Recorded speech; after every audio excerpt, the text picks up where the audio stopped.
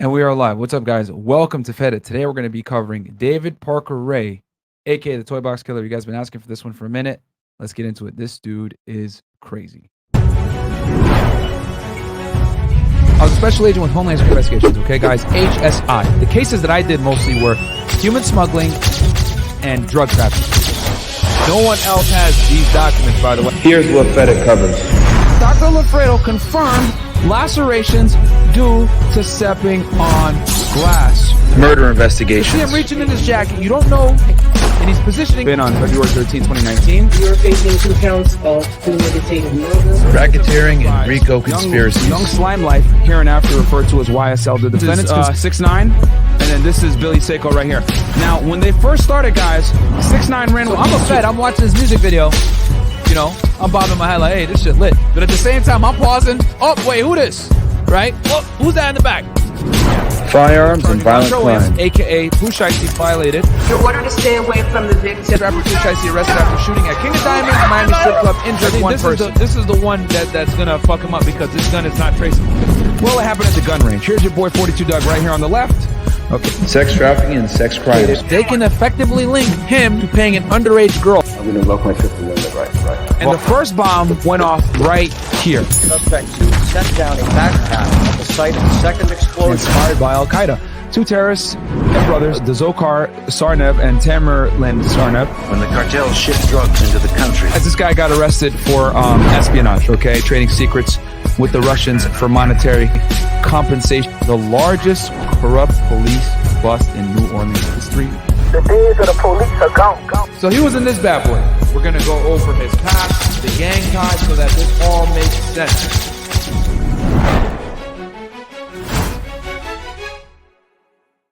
All right, and we are back. What's up, guys? Welcome to Feddit, man. Today we got a big one. You guys have been requesting this one for a very long time. David Parker Ray, aka the Toybox Killer. So without further ado, I'm going to go ahead and share screen for y'all. Let's get right into this thing because we got a decent amount to cover here. So as y'all can see, okay, David Parker Ray, born November 6, 1939, died May 28, 2002, also known as the Toybox Killer, was an American kidnapper, torturer, serial rapist, and suspected serial killer. Though no bodies were found, Ray was accused by his accomplices of killing several women and was suspected by the police to have murdered as many as 60 women from Arizona and New Mexico while living in Elephant Butte, approximately 7 miles north of Truth or Consequences, which, yes, guys, that is a real town out there in New Mexico. Don't ask me how they came up with that name, okay? Ray soundproofed a semi-trailer, which he called his toy box, and equipped it with items used for sexual torture. He would kidnap between 5 and 6 women a year, holding each of them captive for around 3 to 4 months.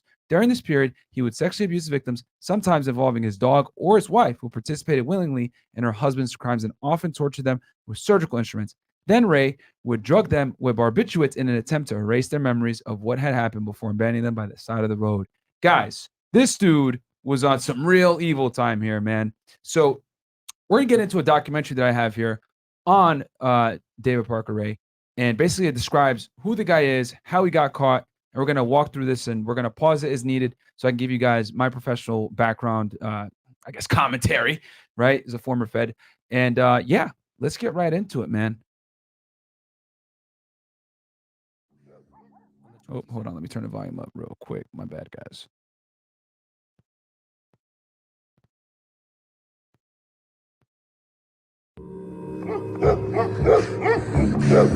On the 22nd of March 1999, a terrified woman ran through the streets of New Mexico, naked. 911. She'd escaped after being held captive by sadistic sexual torturer David Parker Ray. She wasn't his only victim. I was scared. I didn't know if he was going to kill me or not. He could get a woman in virtually any position. She was his sex slave. More than 30 women had passed through Parker Ray's torture chamber. The police suspected that many of them had been murdered. I've never had any question that David Parker Ray is a serial killer. The police launched a vast... This is the only serial killer, guys, that is suspected that no one really was able to tie to a body. But, you know, from the FBI, a bunch of different law enforcement agencies that investigated this guy and his co-defendants, it was very apparent that he killed a bunch of his victims. But you guys are going to see how he was able to avoid detection for so long and how they never were able to pin any bodies on him, which is kind of miraculous that he's labeled as a serial killer when no one was actually able to attribute bodies to him. Search for bodies, but Parker Ray was always one step ahead. David was a very intelligent individual and took great lengths to make sure that he was not discovered. Could one of America's most prolific serial killers get away with murder?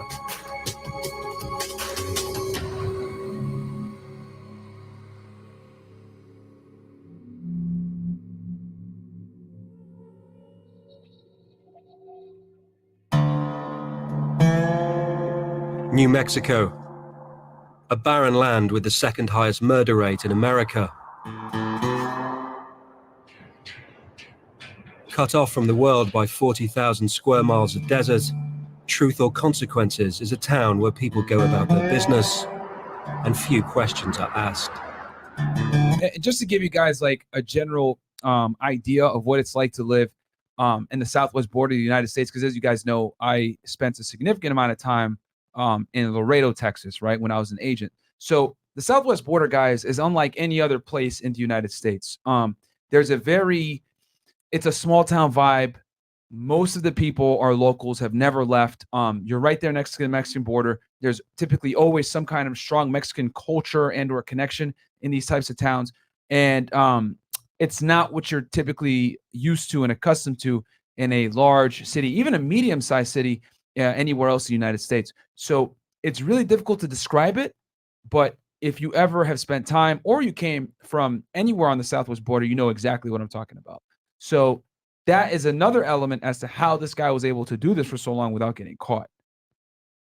Population 6,000 and falling. Truth or Consequences has kind of an undercurrent of criminal activity. We investigated a murder where a guy was stabbed 43 times. We had another murder where a guy beat his wife and put her in the trunk of the car and burned her in the car. Then there was a man found dead in his apartment. He had blue panties on and no other clothes. He had a doorknob inserted in his rectum. This is just a community where strange and bizarre crimes occur. On the 22nd of March 1999, the police received a call that would open a case far more shocking than anything they'd seen before. All right, this is where stuff is about to get crazy, guys.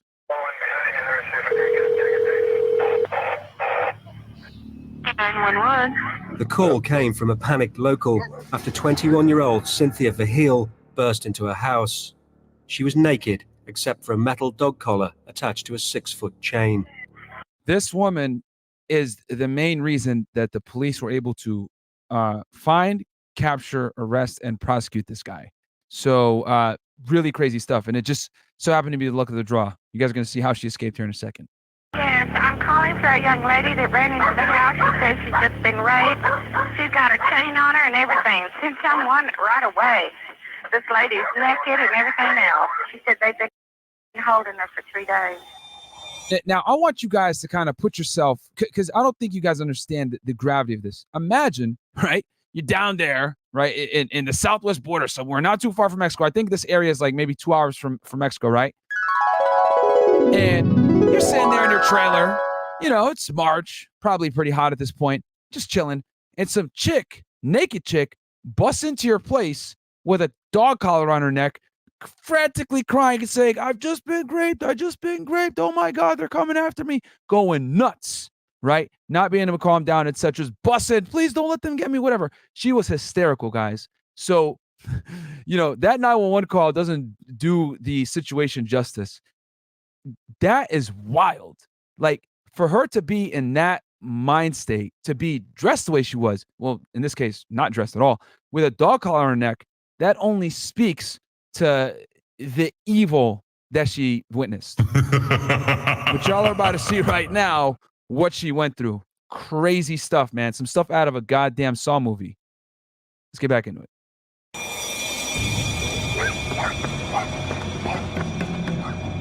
So the officers arrive on the scene. Cynthia Vigil's telling them, "Don't let them get me.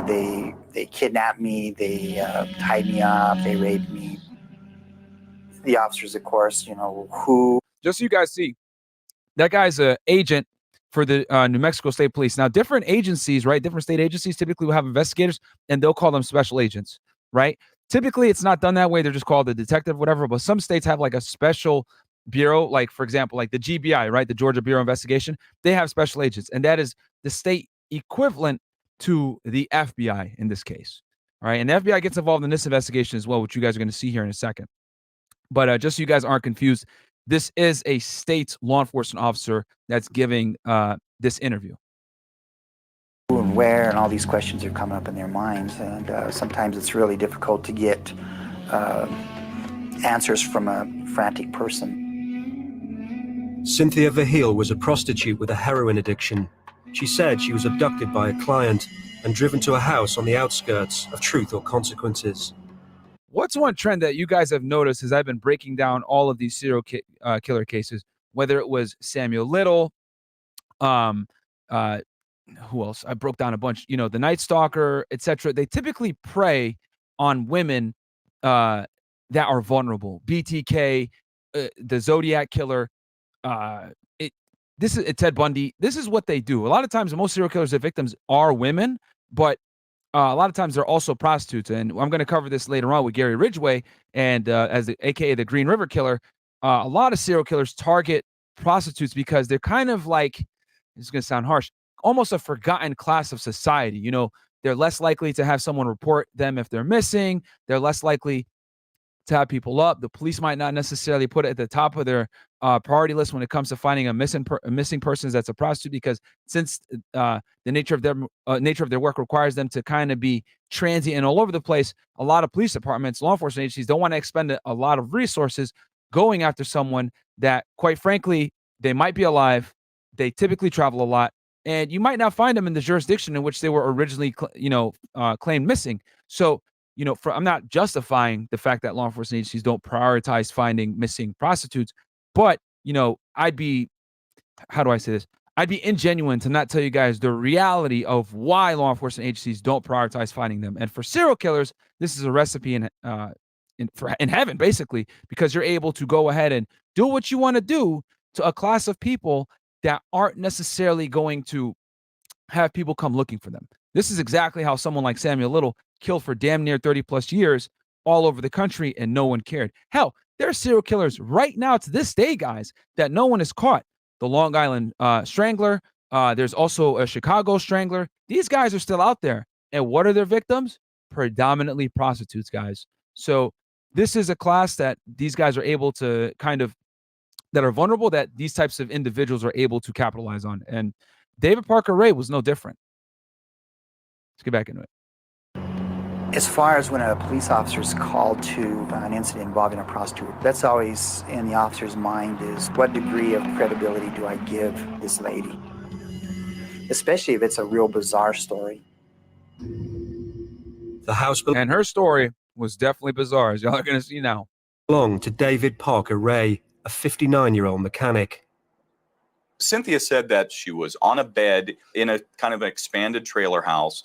She was naked.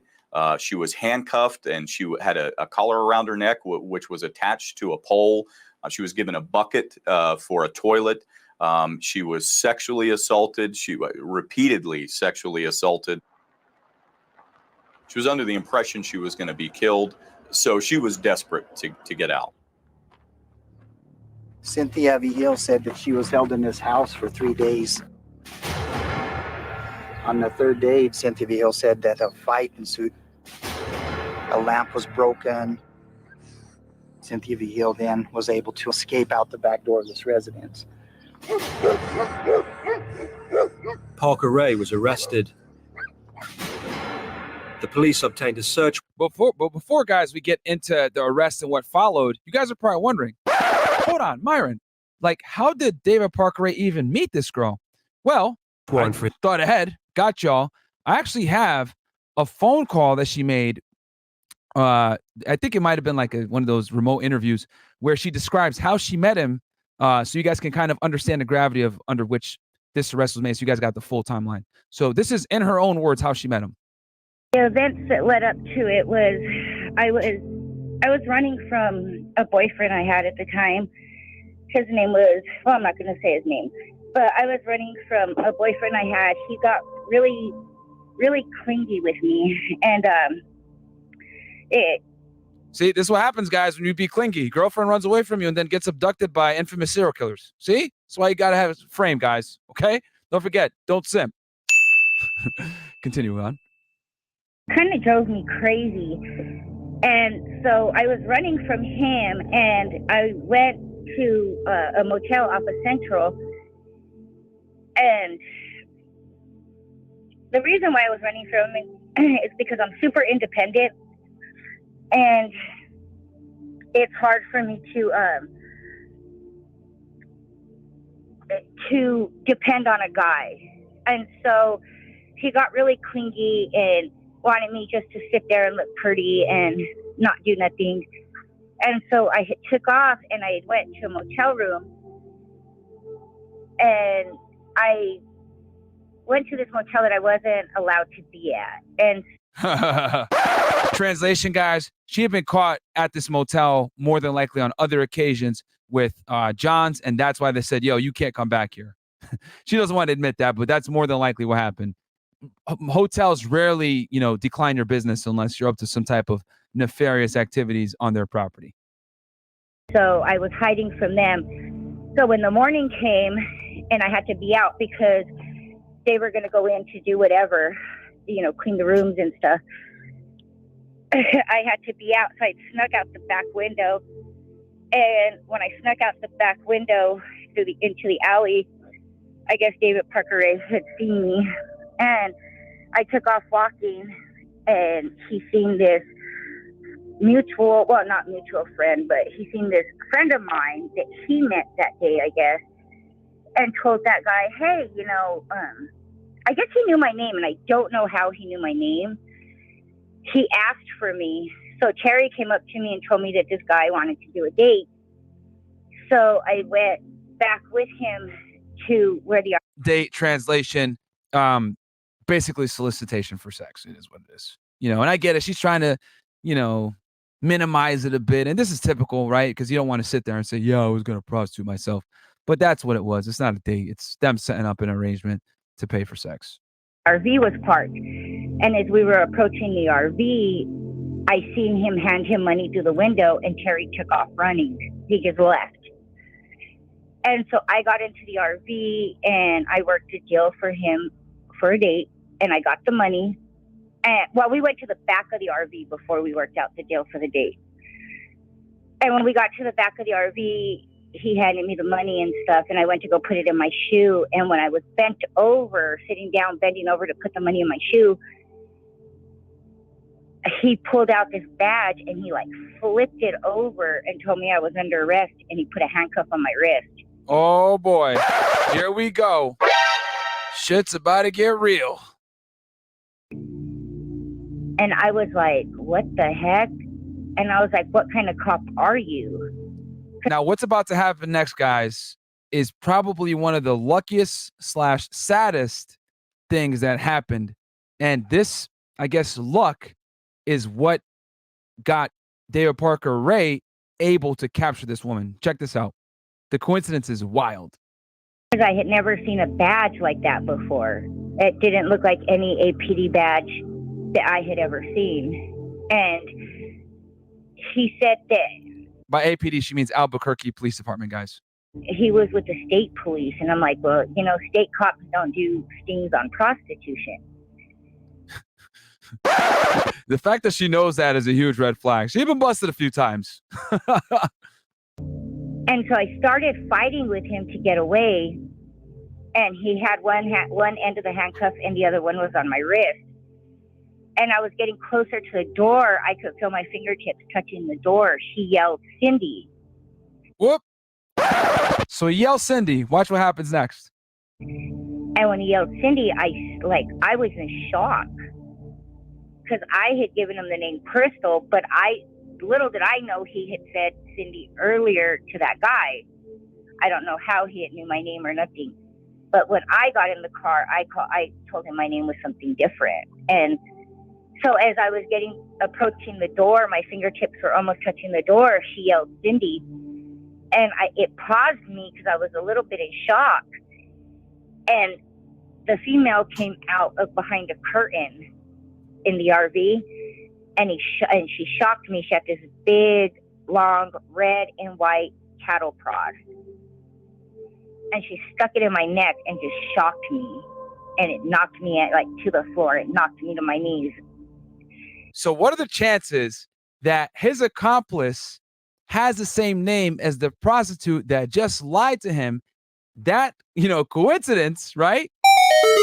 Ends up giving David Parker Ray the second that he needs, right, of her distraction to get his accomplice to shock her so they can finally take control of her. Talk about luck, man. Or in this case, misfortune for the victim. And as soon as I was weakened by the shock, they got both handcuffs on me and they dragged me back and they handcuffed me to a cabinet in the back of the RV. And then bam, game over.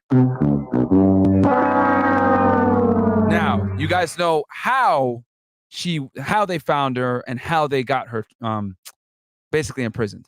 So let's go back to the original documentary. But I wanted you guys to understand the full context as to how she was caught in the first place. And she ended up being there for 3 days, escapes, etc., as you guys already know. But let's get back into it. His house to investigate the prostitute's allegations.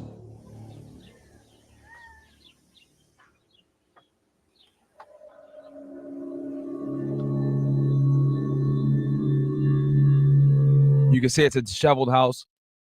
Not too surprising. Watch what they find, guys. Pretty disturbing stuff. Once they go inside the house, they find where Cynthia had been held. I wonder what that bucket is right there. Pretty disgusting. But guess what, guys? Even though that might be disgusting, it corroborates what? Her testimony. And the thing you guys got to understand when it comes to prostitutes and taking their word for it,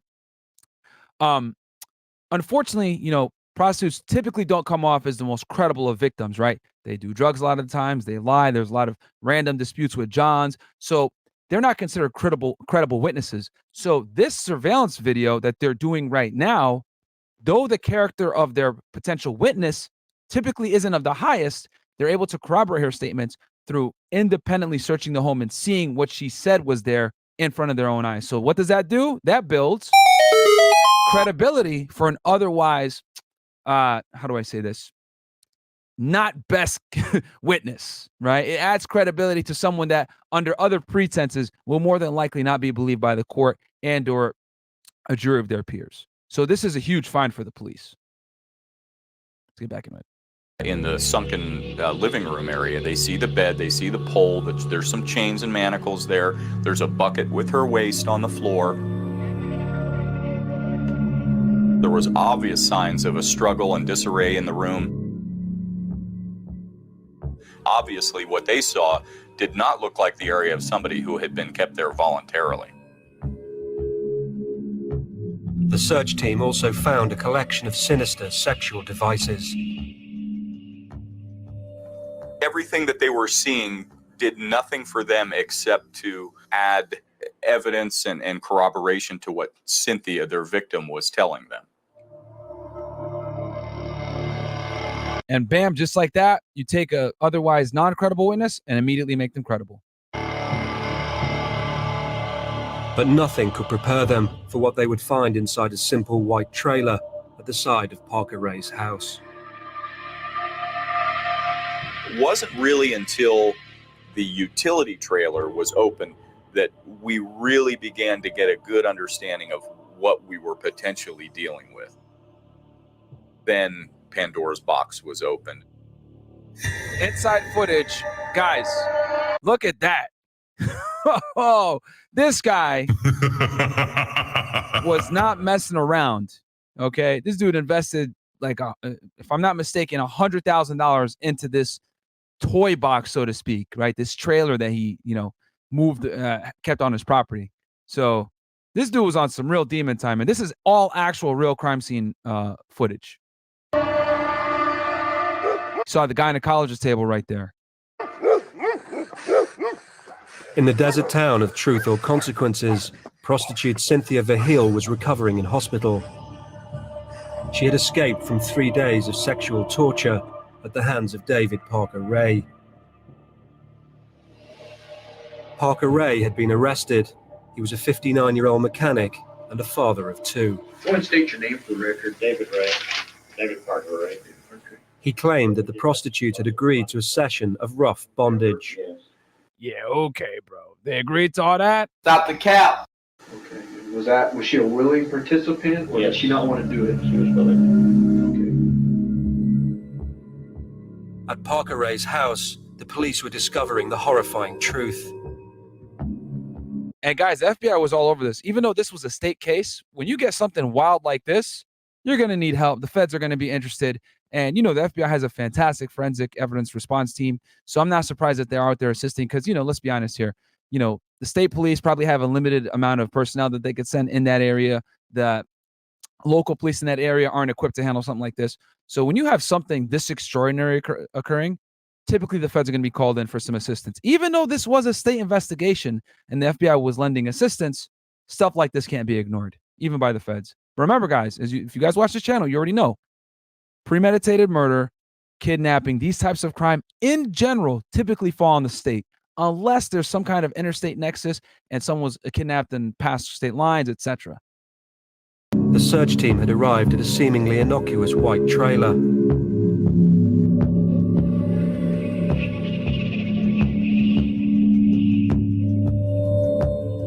Look at all the tools, pictures, you know, erotic, photography, skulls. Like, this is crazy.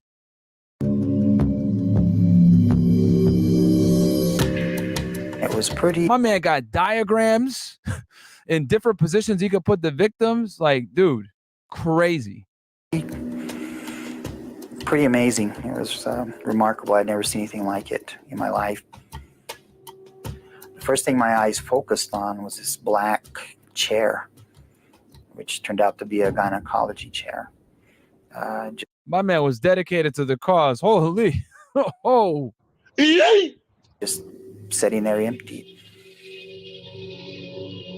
There was medical equipment and everywhere. Drills, modified drills with sexual devices on them and cages. I mean, it was just this unbelievable looking den.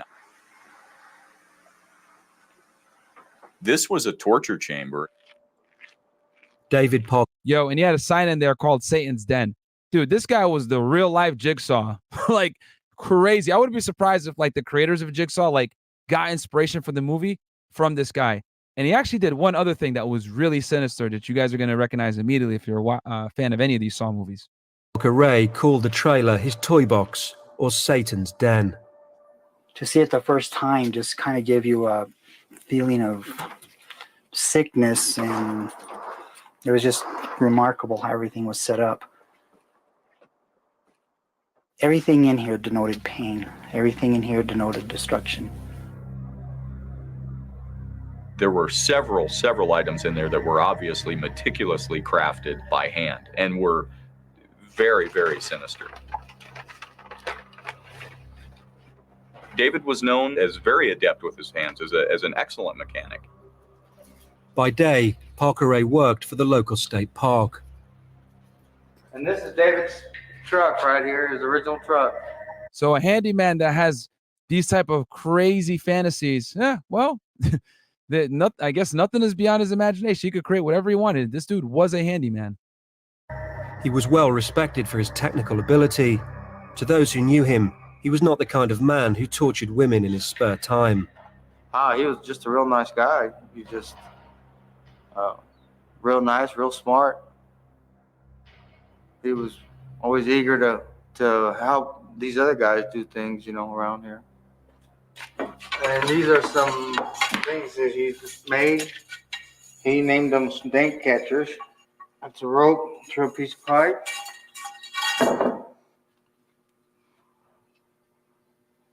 It's a snake in there. It's a pretty creative piece of work he did there.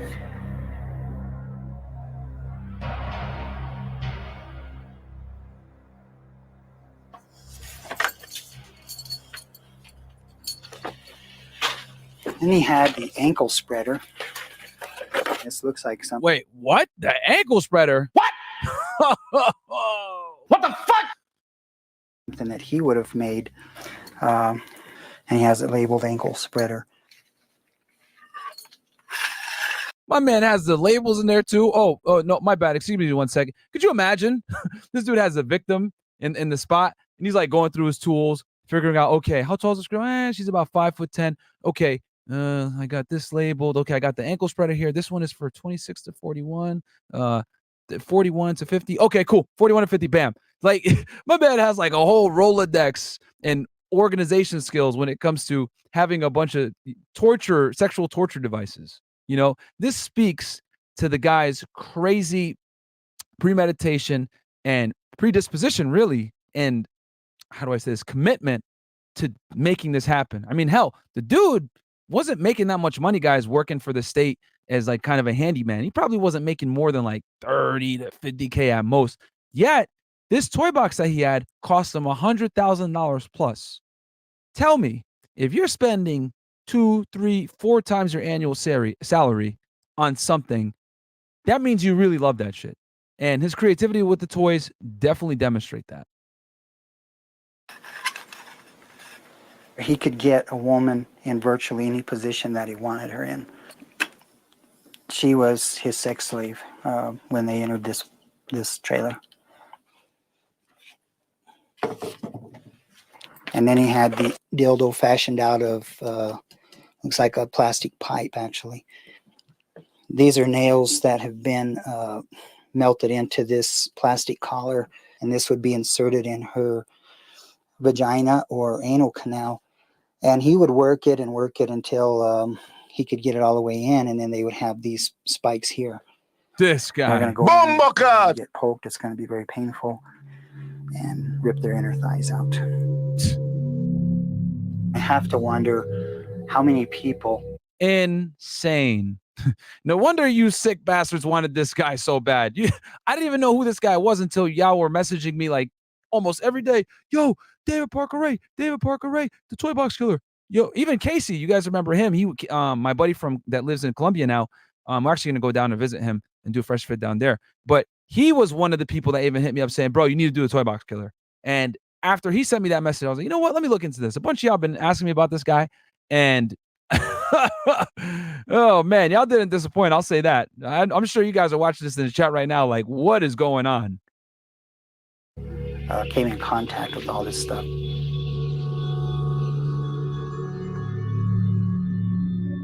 Parker Ray's terrifying den was evidence of a long campaign of sexual torture. The consensus was pretty clear that there were going to be additional victims here. For example, the utility trailer was taken apart virtually, and we collected trinkets, rings, necklaces, jewelry. And just to give you guys an idea what he means by this, if you look at the FBI Albuquerque website, right, they have a whole page just on David Parker Ray. And look at all the trinkets they found in the toy box. And to this day, they're still trying to identify victims, guys. Because remember, they never actually found a dead body that they could link to this guy effectively. You know, there were some suspected women that might have been killed by him. But as far as he goes, he was never actually convicted of any murder charges. One of his accomplices were, which you guys are going to see that in a second.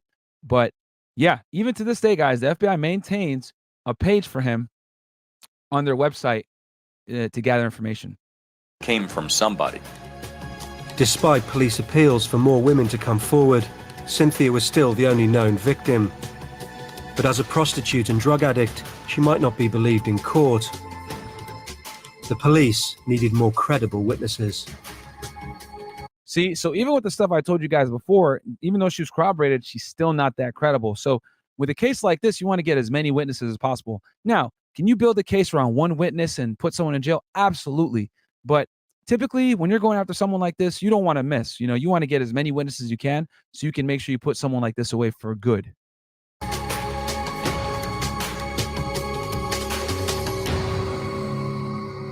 Inside the toy box, Parker Ray had set up 2 video cameras. Probably, when it comes to self-snitching, I guess this guy was on another level. He really thought he was probably never going to get caught if he's, you know, brazen enough to put cameras in the den. Suspicion was that he had recorded the suffering of his captives. It made sense to believe and was logical to deduce that there were videotapes somewhere. And many, many were found. There were probably 100, at least 100. Holy. Most of the tapes contained nothing of relevance, but one would prove explosive.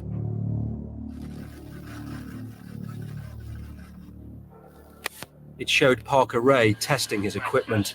1, 2, 3, 4, 5, 5, 4, 3, 2,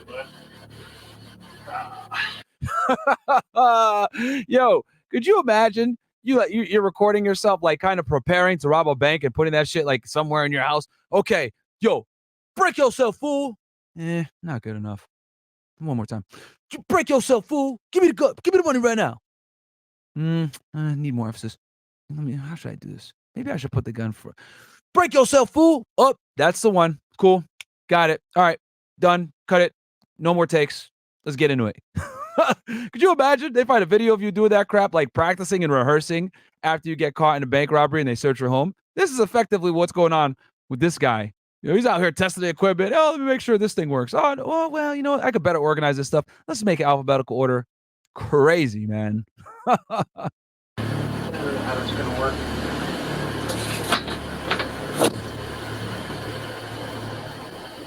Then it cut.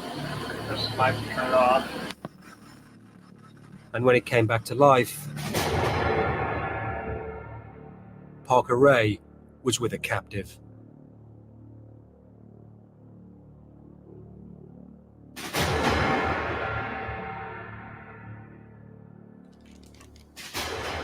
It's what you see here is the inside of the toy box. You see a youngish, blonde-haired woman with David, strapped down naked.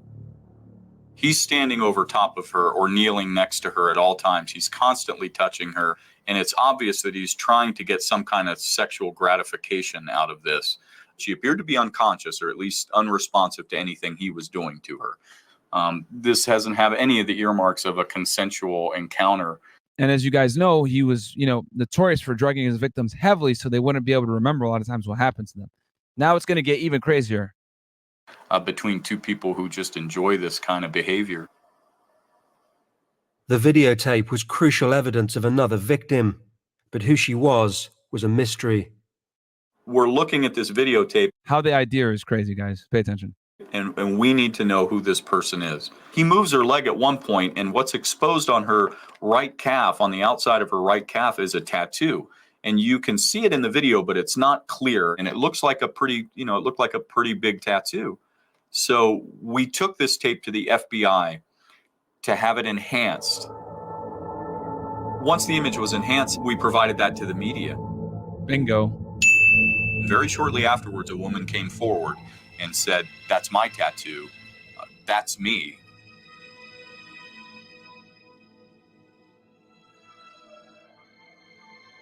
That tattoo I have is unique.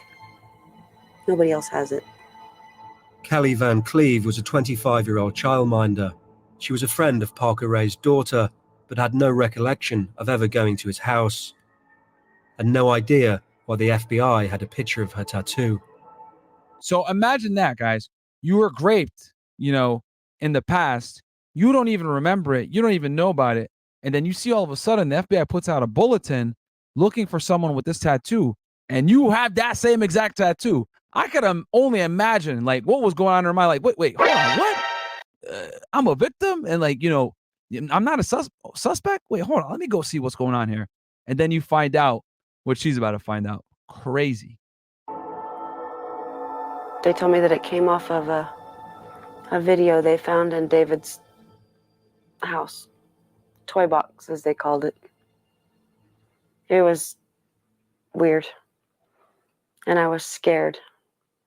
Initially, it was clear that she was having difficulty remembering everything that had happened to her in the utility. And just so you guys know, his daughter, Glenda Jean Jessie Ray, assisted him in doing these crimes. And you're going to see here how she was a participant in this particular instance with this witness with the tattoo we're talking about. The daughter was definitely in on it, guys. Crazy stuff. Trailer and in her experience with David.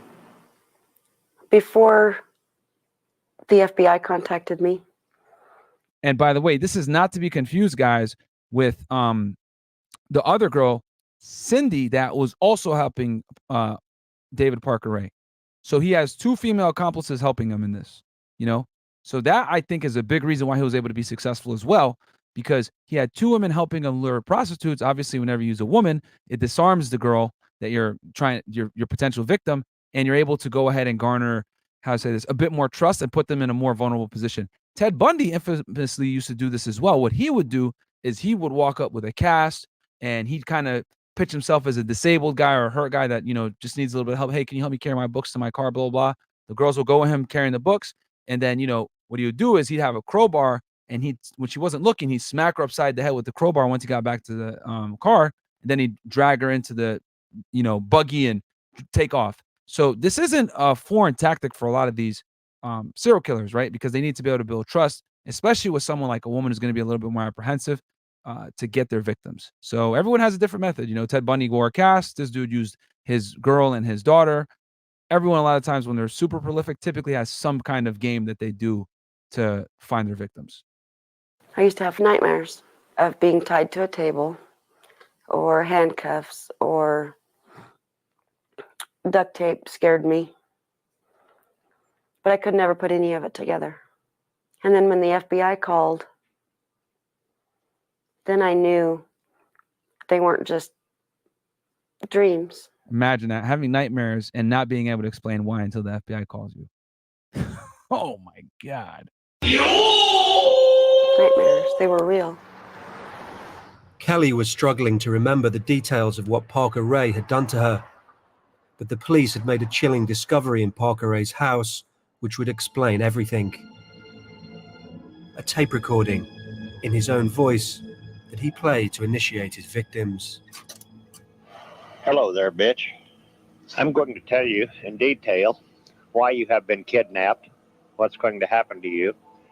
This was sinister stuff. Bro, hold on. Did y'all catch that? My man had a pre-recorded message for the girls ready to go as soon as they woke up after being drugged.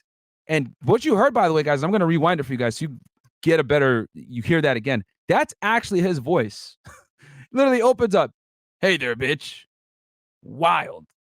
I'm going to rewind that just so y'all could catch that again.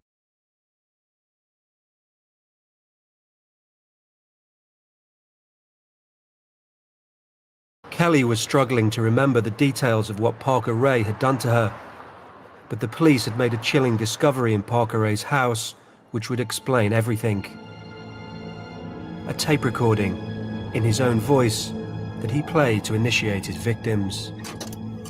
And guys, the scary part is this thing was recorded in the early 90s. If I'm not mistaken, this was recorded somewhere between 1991 and 1993 when I was doing my initial research on this case. So forgive me if I'm wrong. It might be hazy. I've been researching this thing for about 2 weeks now. And yo, the fact that he had a cassette ready to go, you know, just to kind of save himself time, kind of speaks volumes as to how many people he potentially actually had against their will. Yeah, I would not be surprised if the people that created Saw, like the producers of Saw, weren't inspired by this guy. Because as you guys know, if you watch any of the Saw movies, same MO. You wake up all of a sudden, like not knowing what the hell's going on. Next thing you know, you hear that voice. I want to play a game. You know? So I would not be surprised if they didn't get some of that inspiration for that movie from this fucking dude. Hello there, bitch. I'm going to tell you in detail why you have been kidnapped, what's going to happen to you. This was sinister Hello there, bitch. Like, yo. BOMBACLOT stuff. Now, you are obviously here against your will. You're going to be kept chained. Talk about self-snitching. Stupid. In a variety of different positions, usually with your legs or knees forced wide apart. You'll be raped thoroughly and 36 to 41 inches, guys. Remember, he has that ankle spreader tool. repeatedly in every hole you've got. Midway through, the tape revealed that Kelly's memory loss may have been no accident. You're going to be drugged up real heavy with a combination of sodium pentothal and phenobarbital. Okay, let's just self-censor some more. While you're at it, you know what, Dave? Just give me your social while you're at it, bro. You know, we're here already. You know, you gave us a pretty good concoction for that, but just give us a social. It is what it is. Talk about stupid criminals, but this goes to show how cocky he was that he would never get caught. My man recorded a cassette tape, self-snitching, and telling the girls what happened to them, what's gonna happen to them, and what they should expect. Unbelievable. You're not going to remember a fucking thing about this little adventure or what has happened to you. Sodium pentothal and phenobarbital numb pain and induce amnesia. It seemed. I love how he actually told them specifically what he was giving them, as if like some hooker from Albuquerque is gonna know what the hell that is. Oh my God, I know what that is. I remember that from chemistry class when I was in, you know, high school. Or, oh, I remember this when I was in Harvard taking, you know, advanced chemistry. Like, bruh, the amount of detail that he's going into is ridiculous, because the class of people he's more than likely kidnapping would never know what the hell it is anyway. Parker Ray was using drugs to control his victims and ensure they would not remember his crimes. Maybe it explains some of the things that were done to me. Being tied down and how uncomfortable you're going to feel, and being used as a sex slave. Oh, and by the way, this recording, guys, is like if I'm not mistaken, somewhere between like 30 to 40 minutes long. Like, it's not like it's 5 minutes and hey, welcome to the toy box. Like, no, he goes into excruciating detail of what's going to happen. It's like a damn near 40-minute excerpt. Matter of fact, I'll show y'all. I'll pull it up here so you guys can see it on the side. Parker Ray released Kelly 3 days after taking her captive, confident that she would never remember her ordeal.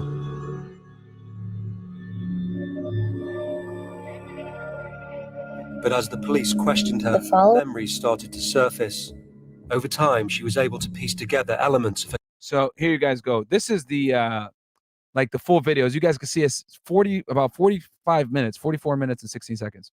Occasionally, if we want to take the time and trouble, even under these done, both will be used.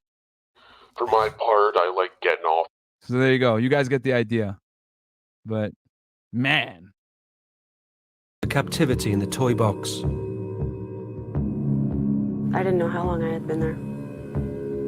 I could see under the duct tape once in a while. Had all kinds of sex devices and whips and chains and stuff. I remember him coming and going several times, but I don't know how many times. When he was in there for a long time. I was scared. I remember telling him that I wanted to go home. I didn't know if he was going to kill me or not.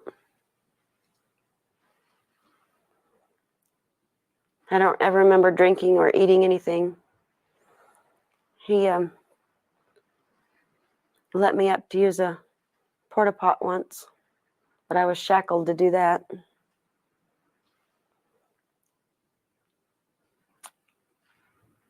I remember him using different kinds of toys on me. And they hurt.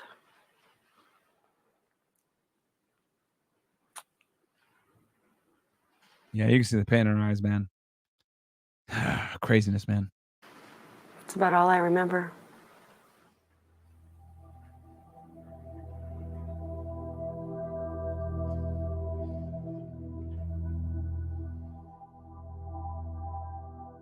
The police. His daughter set this girl up.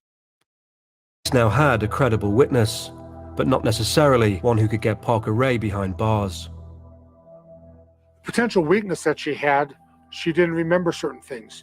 She didn't have a clear recollection of others. And that weakens the case and the overall picture that the jury is going to be given of exactly what David was up to. So this was the guy that prosecuted Parker Ray. And even for him, you know, he had Cynthia first, now he's got this girl, but, you know, her joggy memory can be problematic, man. So, you know, when you're prosecuting a case in a court of law where you got to win beyond a reasonable doubt, stuff like this can come and, you know, give the defense that reasonable doubt that they need. Remember, guys, whenever you bring a defendant into court, it's on the state to prove he's guilty. The defense don't got to do anything. They just got to respond and rebut. So their job is to create reasonable doubt. The prosecution's job is to prove it beyond a reasonable doubt. The prosecution needed more, and by Parker Ray's own admission, there were many more victims to find. In his tape recordings, he indicated that he had been involved in sexual assault since he was 15. David was Self-snitching once again. Stupid. Arrested when he was 59. So he has approximately 44 years of practice. As of the time this tape was made, I've taken 37 women for these purposes. Hell, maybe more by now. With so many victims unaccounted for, there was a fear that Parker Ray was more than a sadistic torturer. He could be a prolific serial killer. You are expendable. It may sound harsh and cold, but I won't have any qualms at all about slicing your throat.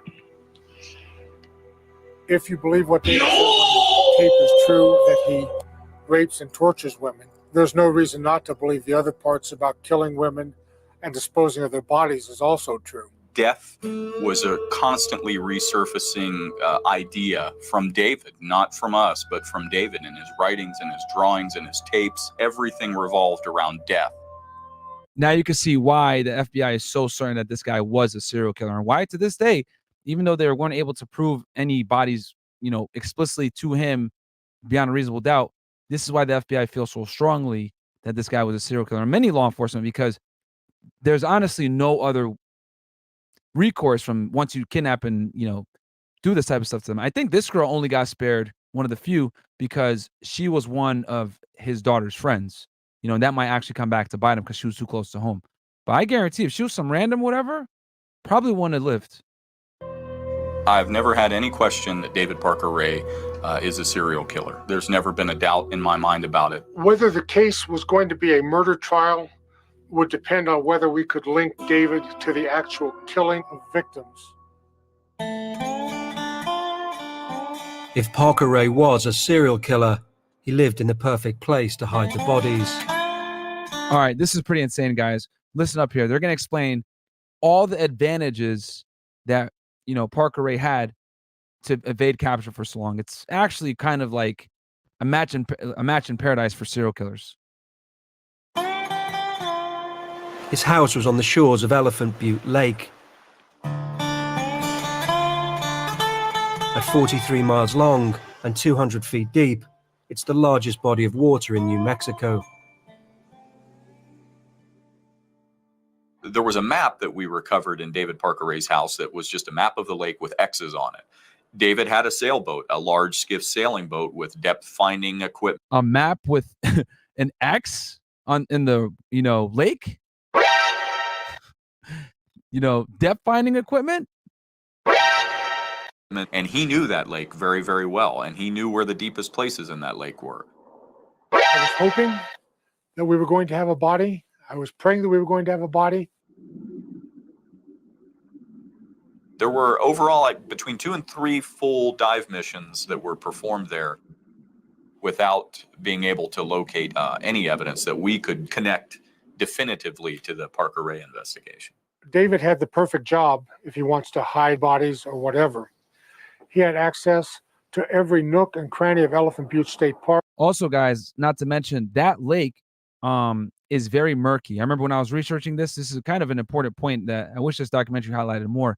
That lake is extremely murky, and there's a bunch of fish that are kind of like will eat anything. If I'm not mistaken, if it's like catfish or piranhas or something like that, but it will make sense that he would dump it in the water and wouldn't have a care in the world because the fish would get to the body before the police would, So that's more than likely why they couldn't find any remains. He had access to areas that are kept under lock and key that keep the public away from, but to which he had access. Another key. Had access to areas that regular people don't.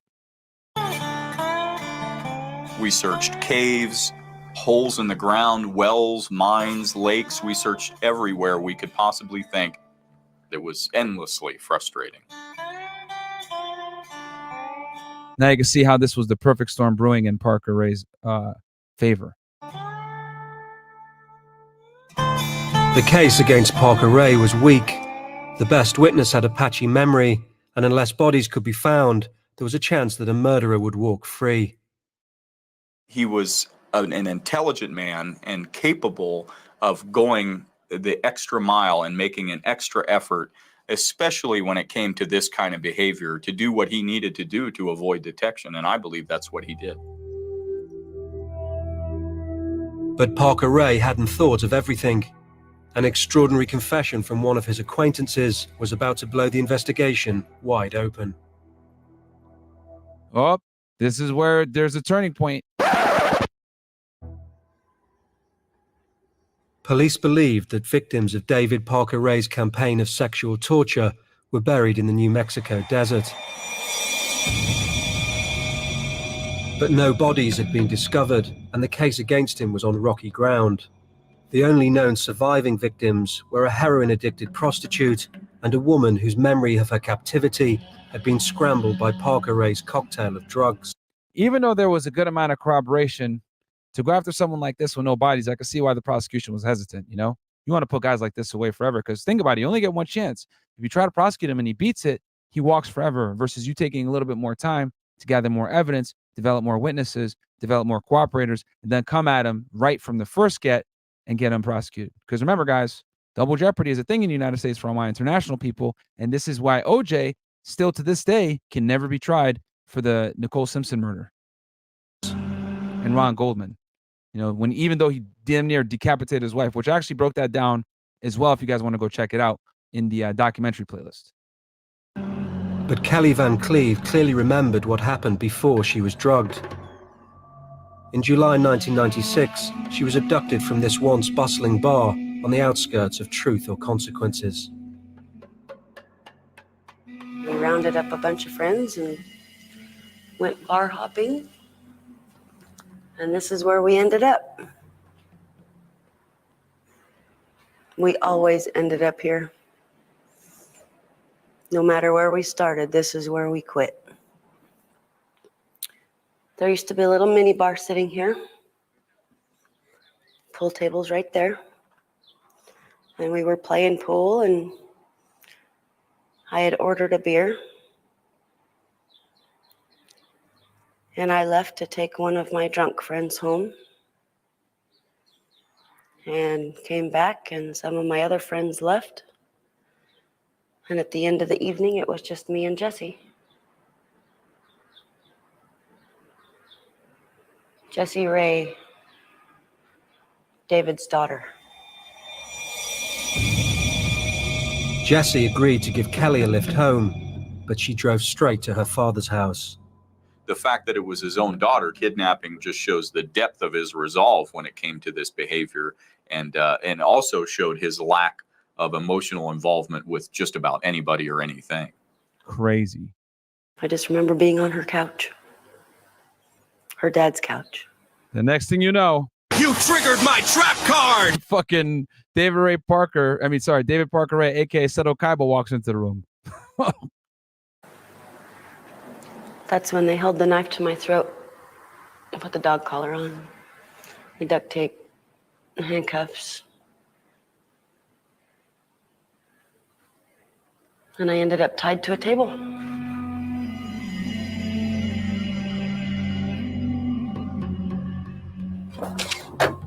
Jesse, you have anything to say this morning? Jessie Ray was arrested for her role in Kelly's abduction. Are you optimistic that he'll be out soon? Yeah. Well, I guess this is how her and her dad spent, daddy-daughter time. This is how they bonded. Kidnapping chicks and torturing them in the fucking toy box. Talk about good parenting. Oh, man. BOMBACLOT! It wasn't the only time she'd taken someone home to meet her father. In July 1997, 1 year after Kelly's abduction, a friend of hers had gone missing from the same bar. Marie Parker was a 21-year-old mother of two. And it was almost midnight. She said she was going to go home and check on her kids. She'd be right back. By the time the bar closed at 2 o'clock, she still wasn't there, and her car was still there, so. But somebody said Jessie followed Marie out. Marie is one of the unaccounted for victims that people heavily suspect was killed by David Parker Ray. No one has heard from Marie Parker since that night. She had 2 little girls. There was no way she was going to leave her kids. So I knew something had happened. The similarities between Kelly's abduction and Marie's disappearance seemed unlikely to be coincidence. You ever heard of a woman named Marie Parker? Not really, no. Stop the cap! She's a woman that disappeared about 2 years ago. And I just thought I'd ask, since I had the opportunity, I'd ask to see if you had any information that you could provide me with that. With Marie Parker, we knew. And just so you guys know, his daughter actually went to the police to report her father's suspicious activity. There was a little bit of a fallout, and she ended up kind of getting back on her dad's side and like helping him with the criminal activity. So it's actually insane how at first she kind of had a heart for it, but then she kind of changed her mindset and said, I'm just going to support my dad anyway. So yeah, I guess some, dads and daughters like to go out and have dinner, daddy dates, and, which I think is actually really cool. I think that's a good thing.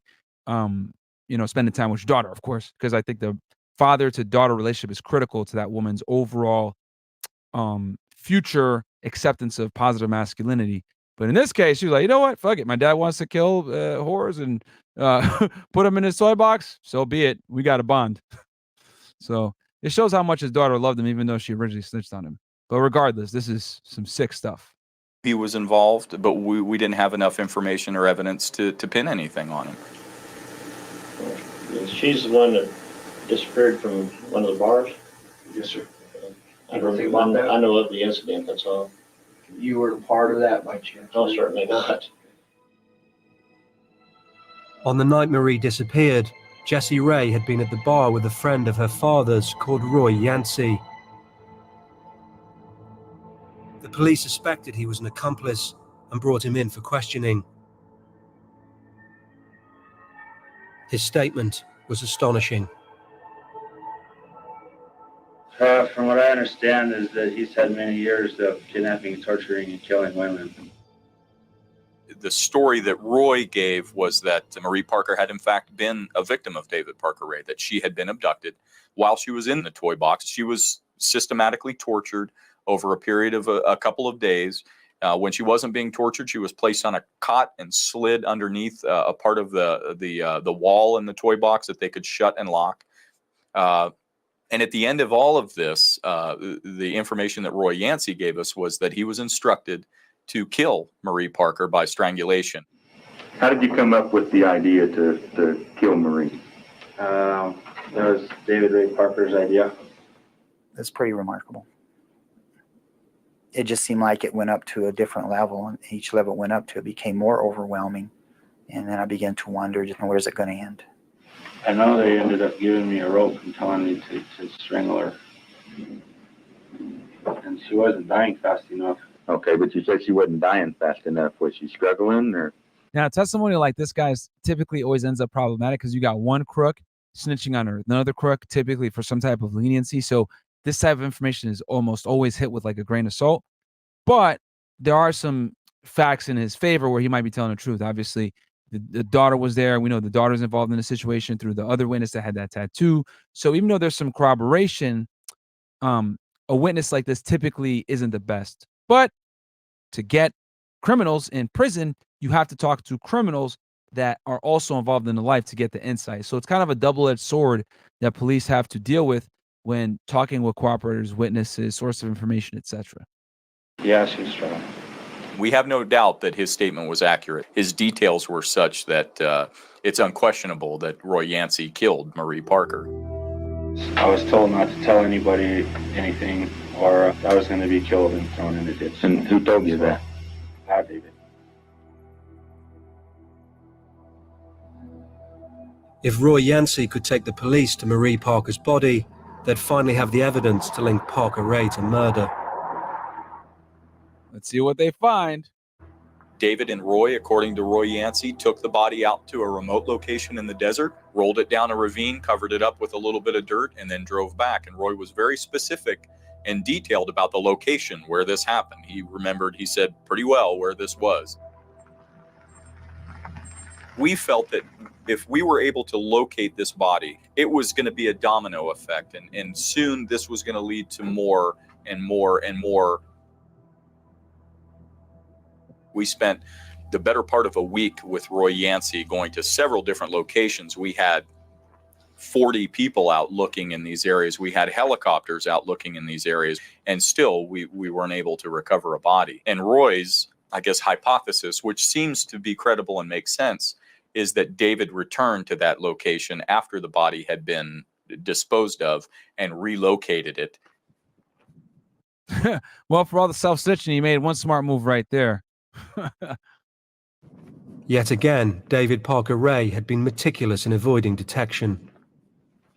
We spent a great deal of time chasing an intelligent man who was well-versed in what he was doing. It's interesting how he took such crazy steps to cover his tracks in the outside world, but took none of those very steps to protect himself within the confinements of the toy box. Very interesting.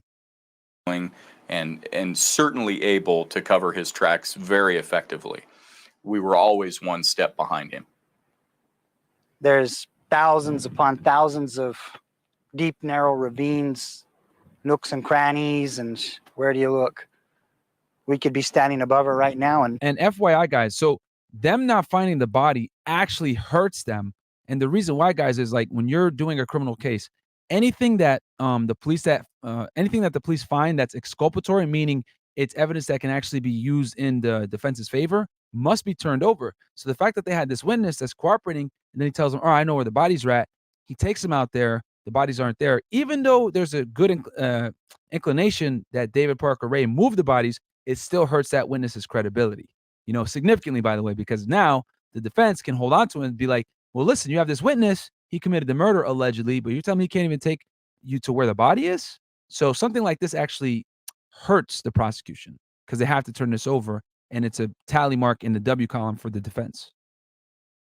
Creates that reasonable doubt that I keep telling you guys about. never know it. And I often wonder how close did we actually come to her or some of the victims during the course of this. Roy Yancey pleaded guilty to second-degree murder and was sentenced to 20 years. But David Parker Ray maintained his innocence, and without Marie Parker's body, murder charges could not be brought against him.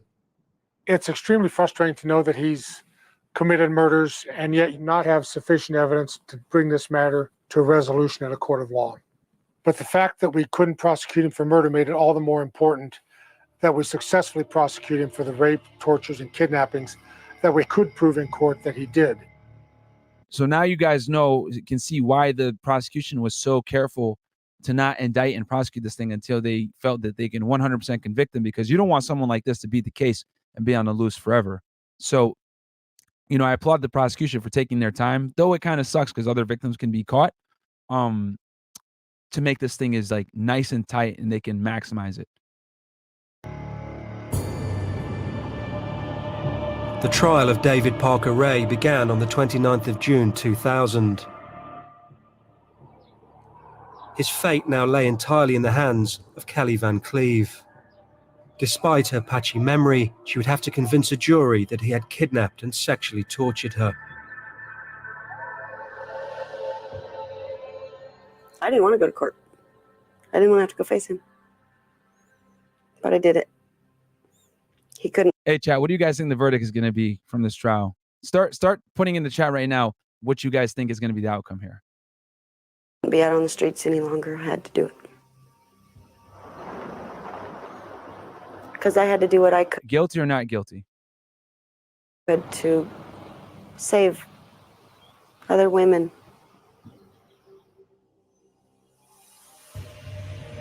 As Kelly took the stand, Parker... Look at him. He has such an innocent looking demeanor. You know, he could pass as anybody's grandpa, man.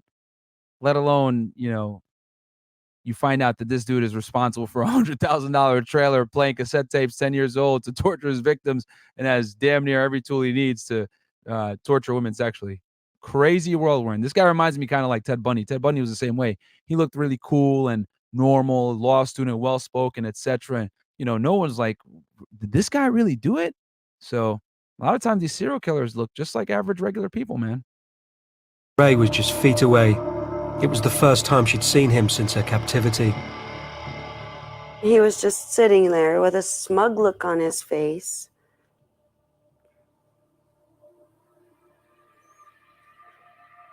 And it pissed me off. He acted like he was totally innocent and he had done nothing wrong.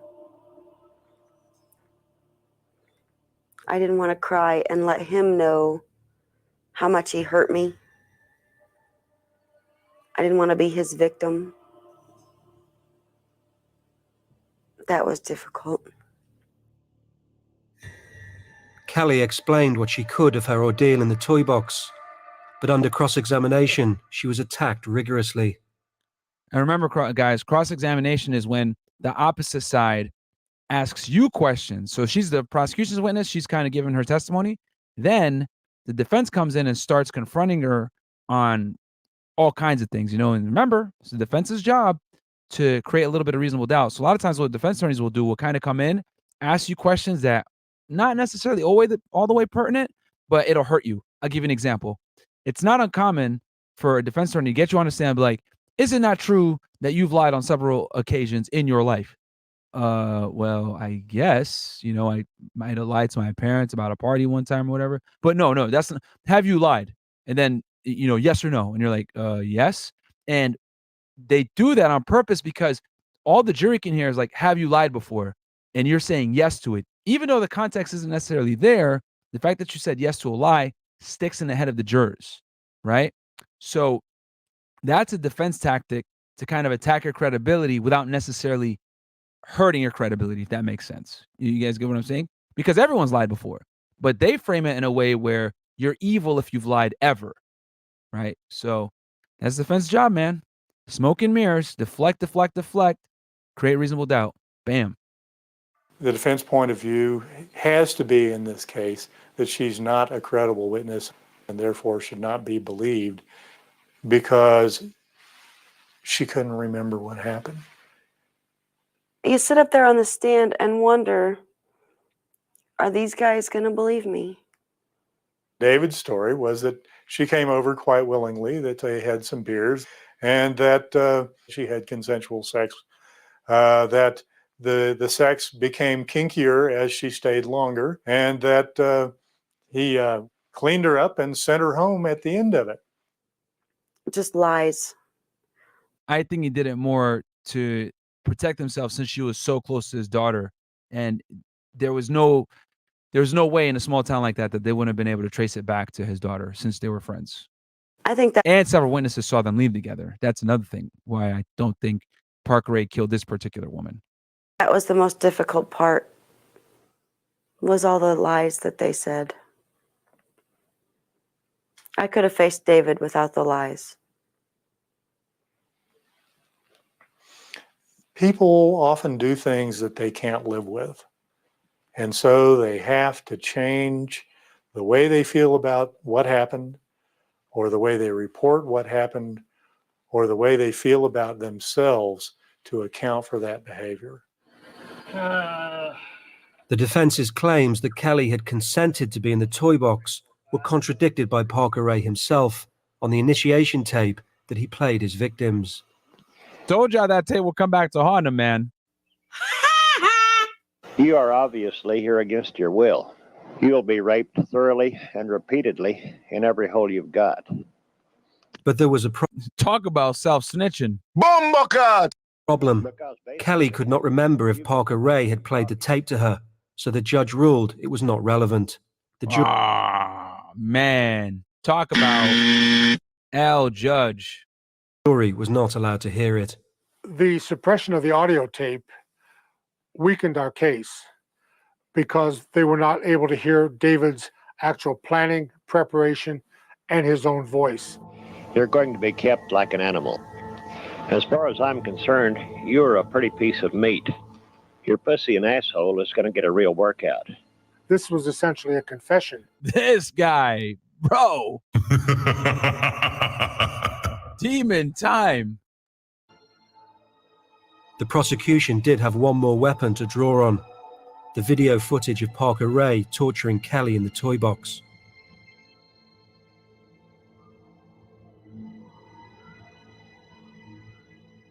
When you look at the tape, you see that there's no evidence of injury because he's not beating her.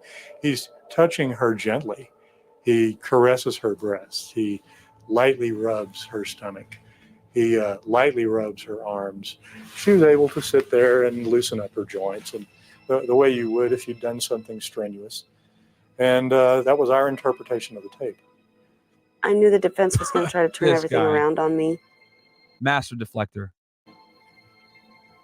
but I didn't think that with the tape, I figured everybody would know. Everybody could see I wasn't there willingly. Yeah, well, common sense isn't so common, man. Almost 50% of the U.S. population reads below a 6th grade level, man. Crazy stuff. After a 2-week trial, the jury retired to consider whether Kelly's testimony was enough to lock up Parker Ray for life. Kelly's the one who Let's see what the verdict is, guys. You voted earlier. Let's see. the jury has to believe in order for them to return a guilty verdict. I didn't think there was going to be any way that a jury would come back with a not guilty verdict in this. When they finally made a decision and everybody got back to the courtroom, I knew it was going to be a guilty verdict. It had to have been a guilty verdict.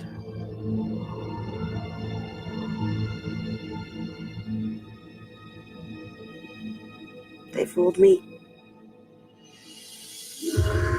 The judge required a unanimous decision, and on July the 13th, 2000, the jury announced their verdict. Some jurors did not believe Kelly's testimony, so Parker Ray could not be convicted. It was a hung jury.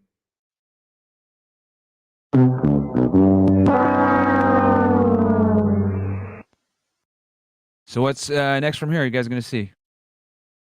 When they came back with a hung jury verdict, I about fainted. Literally. I didn't understand it. The decision was made to retry the case, this time with a different jury and a different judge.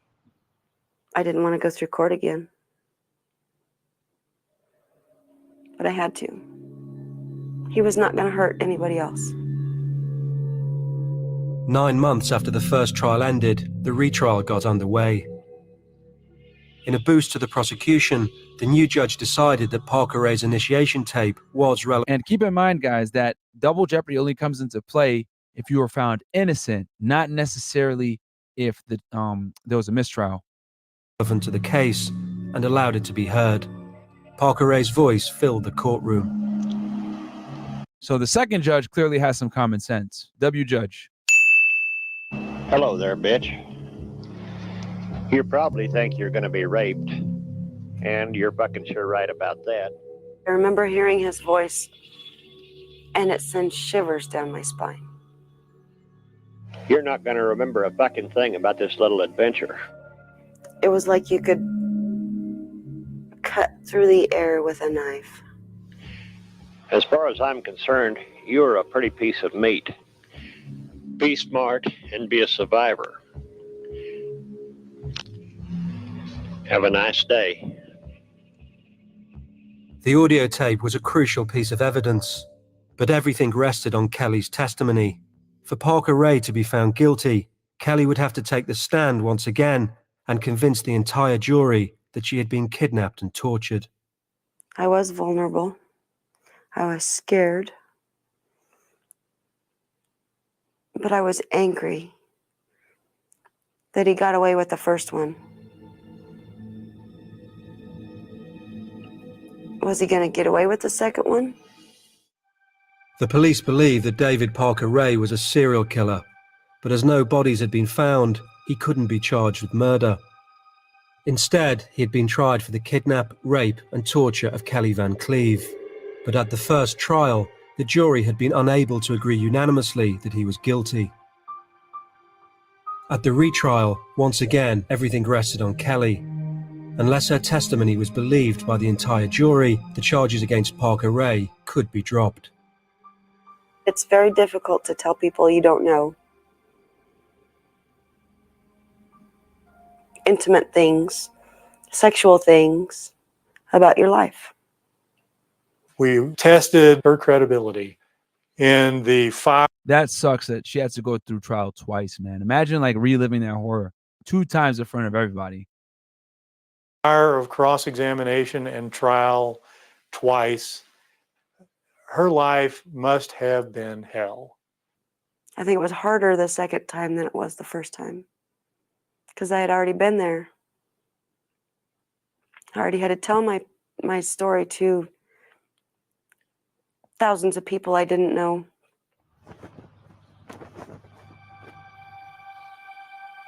And that first jury didn't believe me. On April the 16th, 2001, after a week-long trial, the jury retired to consider what they'd heard. It took them just 5 hours to reach a unanimous verdict. I was Bam. Got him. Gotcha, bitch. Sweating. Finally. I didn't know what they were going to say. Had no idea.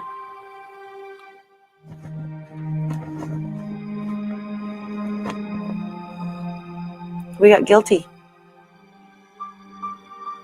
And he got 224 years in prison. A.W.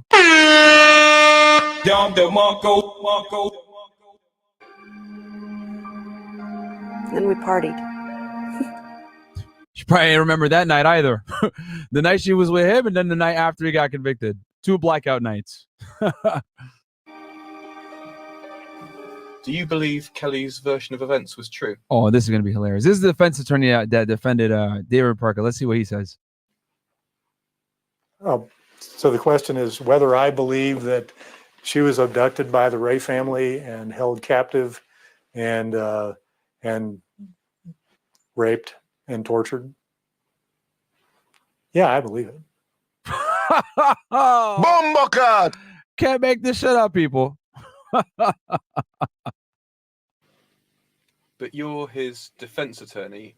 You seem to be saying that your client is guilty. I do seem to be saying that, don't I? But here's the important distinction, guys. It's not his job to know if the client is guilty and convey that. His job is to convince you that he's not guilty and convey that. That's what a defense attorney does. Oh, man. Just hilarious to hear from him, though. Obviously, at this point, you know, the case was done. More than likely, David Ray Parker was, I think, dead by this point because, as you guys know, he died in the early 2000s.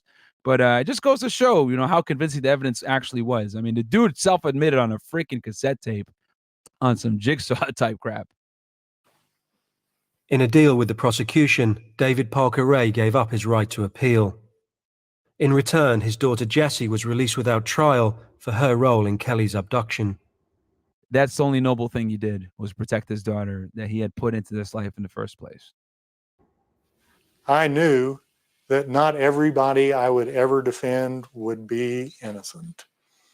I knew that some of the people that I represented would be truly bad people.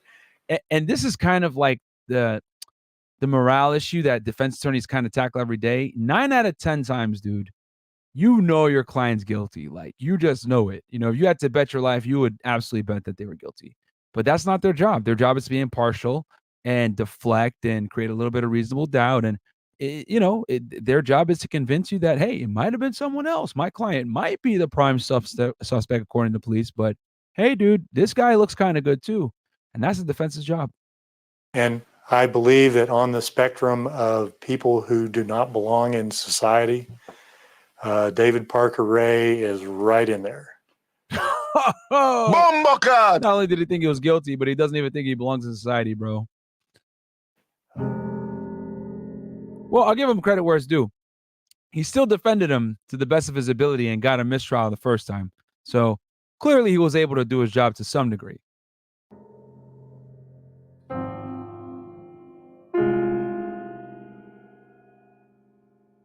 It says David Parker Ray died of heart failure soon after the trial.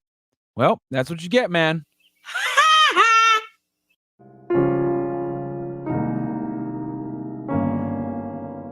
So he had only survived 8 months of his sentence.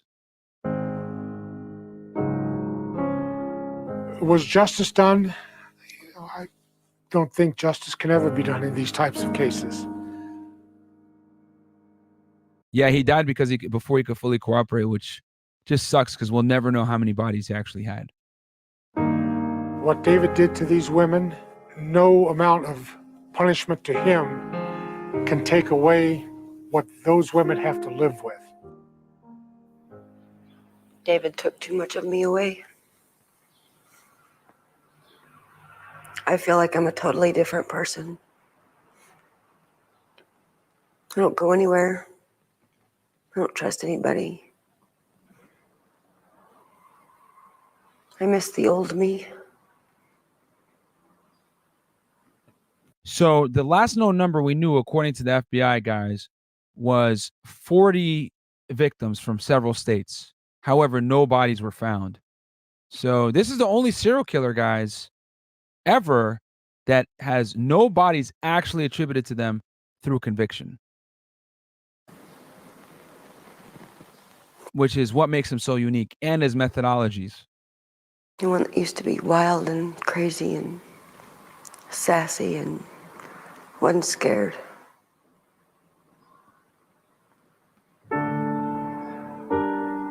I would do just about anything to get the old me back.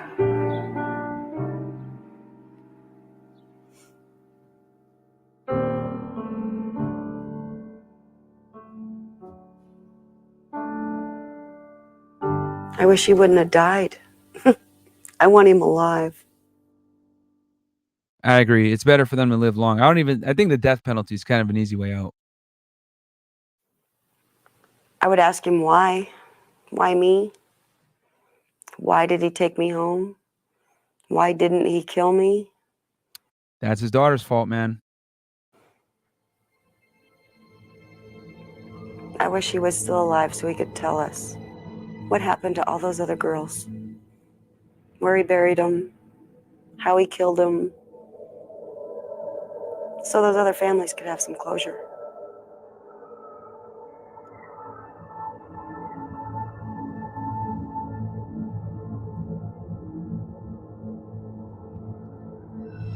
All right, so the estimate is he killed more than 30 women.